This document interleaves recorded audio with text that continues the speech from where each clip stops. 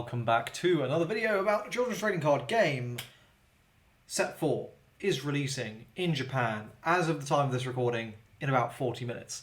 The set list is imminent, and I was genuinely going to do a full-on live stream where I just go through all the cards when those are revealed. However, a couple issues. One, there's so many cards that I think it would be several hours long, and I just don't have the time. That's the second issue. I am super busy right now. So instead, what you're going to be seeing over the next few videos, this is going to be a couple parts where I will just be doing the full-on reaction. I think this will probably be 2 parts because I don't want to take the piss, but there are a lot of cards. Also, they revealed the brand new mechanic, Gear Up, so we finally have the details for that in an English article. So what I'm going to do is I'm just going to go ahead and... Hello everyone, so this is recorded very much in not ideal conditions. I don't have my mic or anything, so I apologize for the audio quality for this segment. But the new keyword has just been published. It's called Gear Up in English. Yeah, sorry, I'm a bit flustered because this came out in English before it came out in Japanese. It's all a bit surprising. It was meant to be doing something else, but anyway, let's give you my exact reaction. And the reason that I just paused there was to drink some coffee. I'm very professional. Okay, let's go. Right. Okay. New ability keyword, Gear Up. Gear Up is an ability that allows you to place a unit card on top of your ruler, allowing the ruler to become one with the unit. Okay, so this is exactly the same as Transform and Ride at the moment. It's an ability that's on some normal units that can change your ruler in a number of ways. If a unit card has this ability, instead of summoning it normally, you can instead have your ruler gear up into it. Okay, so it seems like you have to do it initially. So in Buddy Fight, you could play the unit and then gear up into it. Not only can this improve your offensive capabilities by replacing your ruler's stats with the units, it also grants later defense. Okay, yeah, cool. So basically, high HP means that it's kind of even stronger in Gate Ruler because you need to hit that HP value and you can't like link attack. So unless it's like it's sort of like a shield. I mean, we'll see. Okay. Gear Up does not count as a normal summon. Okay, that checks out. That makes sense. So it allows you to get around the pesky summon cap while increasing the number of cards in your deck. Okay, cool. Unit cards in your deck. Makes sense, okay. In addition, it costs no resources. What? Yo! What? Nah. No! What?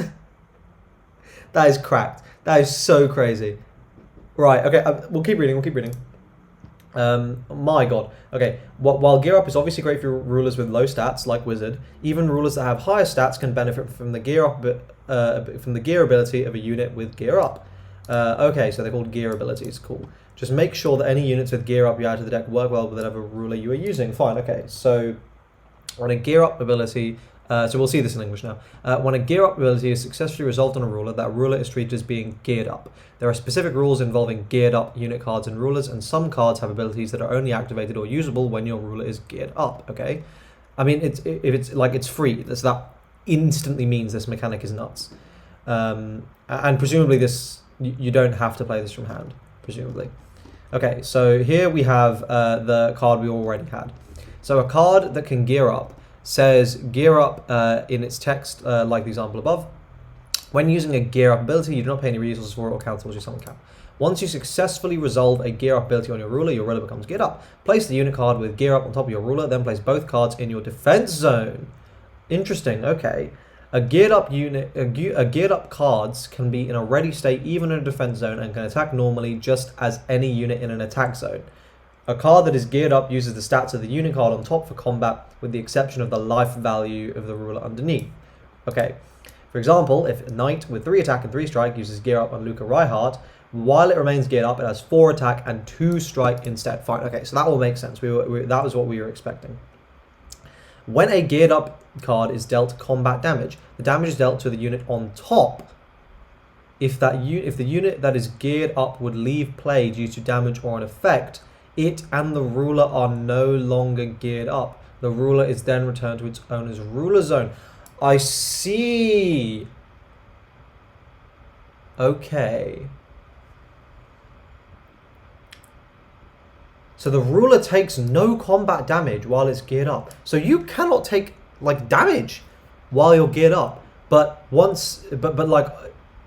right, okay. Interesting. This is different. This is not what I was expecting. And a player can always choose not to use a unit's gear up ability and instead play that unit normally like any other unit. Okay, Interesting, right. Okay, new card. Okay, so here we have Experimental Power Suit Tsukikage. So this is a Willpower Ninja Superhero. This is a level 2 442. Gear up, Tsukikage Kenzan. Gear requirement, your ruler has 3 attack or higher, 3 strike or higher, and has no ability that says as this ruler attacks. I see, okay, interesting. Gear ability. If the combined total number of cards in both players' damage zones is 14 or more, this gains double attack. Wow! Okay, that's really cool. This is like way cooler than I was expecting coming out of the gate. So instantly this card is restricted to, like, you know, you can't play this in Wizard, you can't play this in Dreadnought. You have to have a certain threshold value of stats in order to play this card. And then late in the game, this becomes a double attacker. This is really, really cool. Okay. So, and then it says, some units with the gear up ability have specific conditions listed under gear requirements. A player may not gear up unless they fulfill the requirements. Cool, fine. And then some, okay, hold on a minute. Some units with the gear up ability have another ability that's active only while they are geared up. And this kind of ability is listed as a gear ability. Okay, so this is one of the cover cards we've been waiting for. So here's the 3-star Tsukikage, so obviously we're waiting for this. And then here we've got the 4-star with the silver uppercut. So obviously this is a card we were really waiting for. Okay, here it is, the superhero that will counter gear up. Okay, so this is a level 2. The counter says gear up into. So this is a 4 of. I need you to understand. Like every Atlas deck, this is a 4 of. Because I'm pretty sure that this will bypass the gear up requirement. I'm pretty sure. We'll need to double check, but I'm reasonably sure. Okay, so this is a 5/2/2. Gear up, it's uppercut in time. Gear requirement, your ruler has 3 strike or higher. Gear ability, you gain the following abilities while geared up. Breakthrough, and the ultimate uppercut. Okay, I think that's part of it, yeah. Standard action, DR6. Until the end of the turn, this gains +2 strikes. This becomes a 4-strike attacker. Very interesting. This is a willpower superhero and Regan Leaf, so obviously ridiculously good set of attributes there. Very, very interesting. Okay, and then if a unit has multiple abilities that are active only while geared up, each of them will be listed under gear ability separated by a comma. I see, okay.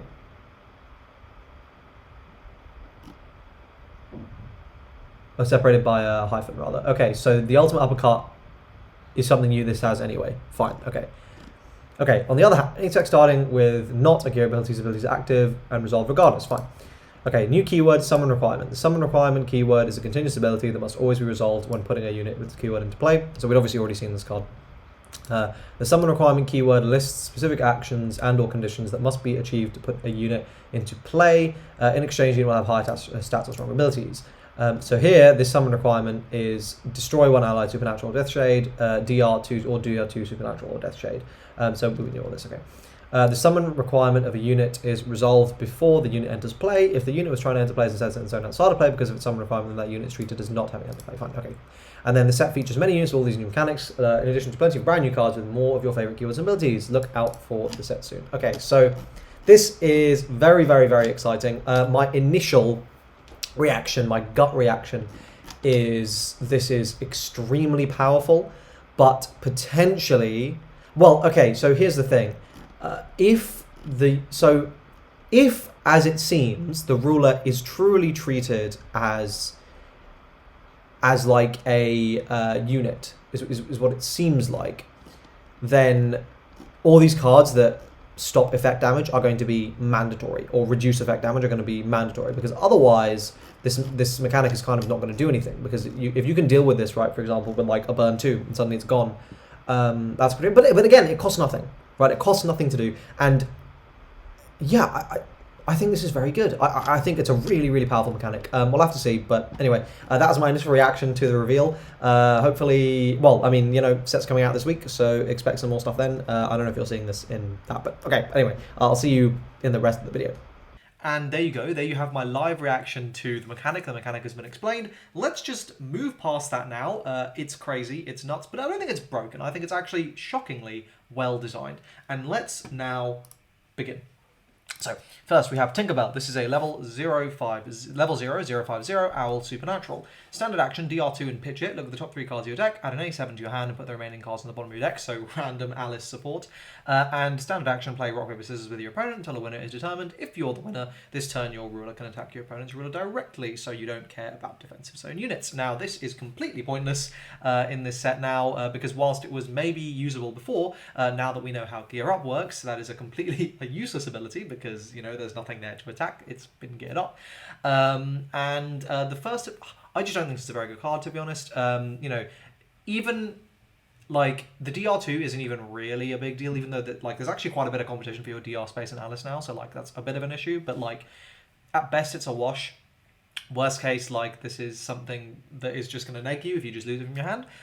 You don't really care about a 0/0, and I'm not convinced that this is even, like, so we know that with Gear Up, with our current limitations on the number of defensive zone units you can have, you can't place a unit in the defensive zone if you're geared up, and if you gear up, I'm pretty sure you lose whatever unit you had in the defensive zone. So I just think this doesn't really synergize at all with what the deck is trying to do. It doesn't have any good attributes. It's not particularly powerful. If it said, look at the top 3 cards and add all A7, then I might be more partial to this, because then there's, you know, potential to go +1 off it. And, you know, you're playing a lot of A7s, so I think it's realistic you might go +1 off this. But, yeah, I just don't think this is a good card. I've talked about it for way too long, so to be honest, it's not good. Next, Lazarus. So this is a level 1 Ascendant Deathshade Zombie. 3/3/2, 2-strike on level 1 is nice. The counter chooses a Deathshade or a zombie of level 0 in your graveyard and special summons it. If you don't, you take a damage, so you have to do it. And I think, you know, basically as long as you don't counter-check this super early, that's fine. This is just a good counter. You're getting something in the defensive zone. Obviously, we know Gear Up is a thing you need to account for, but, like, you know, you don't have to special summon to defensive zone. You just get something for free. This is another way to recycle some of your good zombies, and there's plenty of decent zombies now. And yeah, it's just a good counter, I think. Then it also has other abilities. So once per turn, as a standard action, you can DR3 and put 1 non-legendary Death Shade or Zombie card from your graveyard into your hand, so you salvage something once per turn. And then, as a standard action, you can DR4 to special summon a Death Shade or Zombie of level 1 or lower from your graveyard. So I think this is just a very nice recursion, like, kind of, just recursion piece. You know, the DR3 that adds to hand adds anything. As long as it's obviously non-legendary. And then the DR4 is obviously getting around Summon Cap, playing around that. So I think this is just a very strong card. I imagine it's probably a 4 of in Deathshade. Like, it seems very good. Next, we've got Deity Dragon Whirlwind. This is a very cool card. This is a martial skill and a tactic, so obviously, you know, those are relevant. Counter plays the card. It's a standard action, which has discount if you have a Draconoid Dreadnought in play to make it free. Choose 1 or more enemy units and divide damage amongst them equal to the total attack of units in your attack zones. So this can potentially be a zap, zap, zap for, you know, 10. Right, like, that's very realistic, honestly. It could be as high as, like, 13 or 14. This scales with any attack buffers, so obviously if you just go +2 attack, suddenly this is doing +2 burn. What are the downsides? Well, there is a lot of outing to effect damage. But the good side is suddenly we care a lot more about just ways of dealing damage before attack phase because of things like Gear Up. So this is a very interesting card. I genuinely don't know how good it's going to be. I think it's one of those ones where it seems like it could go either way, but the potential is definitely there. Next, we've got Space Cruiser Verenea. So this is a 4/5/2 level 2, so decent stats. Cosmic Relic Future Folk there being pretty important. And OD, look at the top 3 cards of your deck and drive a Future Folk or Space Peeps of level 0 or lower among them. So here's another one of those cards that you're just going to be chucking into your Dreadnought deck, your Future Folk Dreadnought deck, that's just going to keep you going, like, keep you dealing damage, keep bringing back a board, letting you have a very strong aggro output. Yep, slots right into that deck, and it's basically useless outside of it. Next, we've got Jiro of the Kamaitachi. Now, this card is very strong. Okay, so level 1, Supernatural Beast. So, of course, you know, relevant traits there. 2/5/1. So, obviously, you want to be throwing this in the defensive zone. This has concealment as well, and it can be normal summon from the set zone. So that is really only relevant for the Crime Naught support from set 3, because you can set this directly from... you can get this as one of your options, but, you know, whatever. Once per turn, when this is normal summon to a defense zone, you may DR3. If you do, special summon a Joe of the Kamaitachi and a Saburo of the Kamaitachi. So this is basically going straight in to supernatural control. Suddenly this is DR3, get a full board, like go +2. You know, the decks that can afford to dedicate like 12 spots to this suite of cards, and you know, it's not like any of them are bad. Like Trickster was already playing 4 copies of Saburo and probably a few copies of Joe. So here you just have a card that makes you go, okay, well I guess I'll max out on Joe because it's still a good vanilla, and then you just get to get him out of the deck for free. It just seems very, very strong to me. I think this is a really powerful card. Again, like it's giving you fodder units as well for those for those sacking cards. Like it's just good. It's just good. I just think this is really good.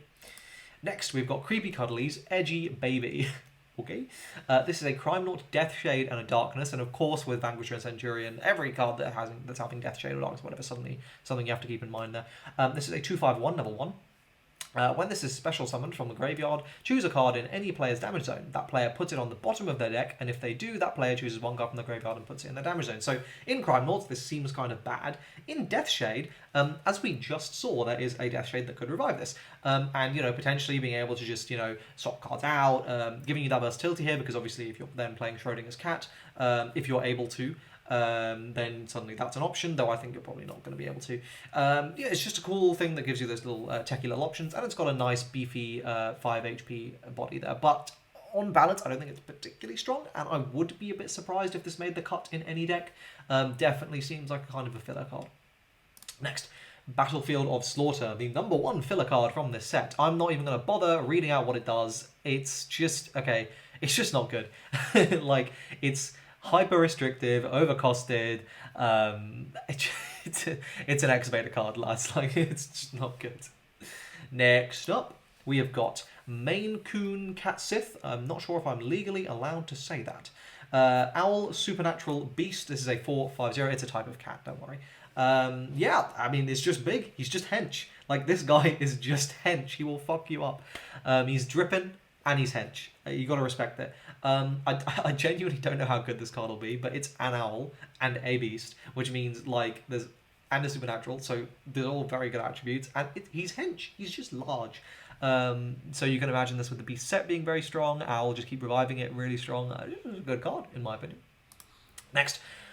So I kind of talked about, I don't really have much to say about this card since that little bit where you saw I explained Gear Up. However, I do have something I want to say about Silver Uppercut. Firstly, if I didn't make it blatantly clear, this card is nuts. But secondly, you cannot, as a counter, equip this. We subsequently got an FAQ on the Japanese website since I recorded that. We got an FAQ where basically, if at any point you no longer meet the gear up requirements, you just lose the gear. So whilst the counter may allow, functionally the counter might allow you to gear up into it, that's fine. You will instantly lose it, and that potentially does matter because if you gear up into it, you then dodge the rest of the damage, then you immediately lose it. So we will need to, but I think realistically it just doesn't work. You need to meet the requirements. It's just going to fizzle. That's what I'm pretty sure. So obviously that is a bit of an L for Wizard, but it is what it is. The card is still nuts in everything else. And this is a superhero. You can restand. Only if you don't, DR6. But yeah. Lots and lots of fun, exciting opportunities with this card. Atlas is just kind of cracked, lads. It's just nuts. There's so many crazy options. Very, very, very powerful card. And this card is okay. Right of Demon Sealing. So this is a level 1 incantation. Counter, play the card. Standard action, choose one of the following. Either unflip 4 cards. So you specifically turn face up 4 cards in your damage zone. English. that was embarrassing. I'm very sorry.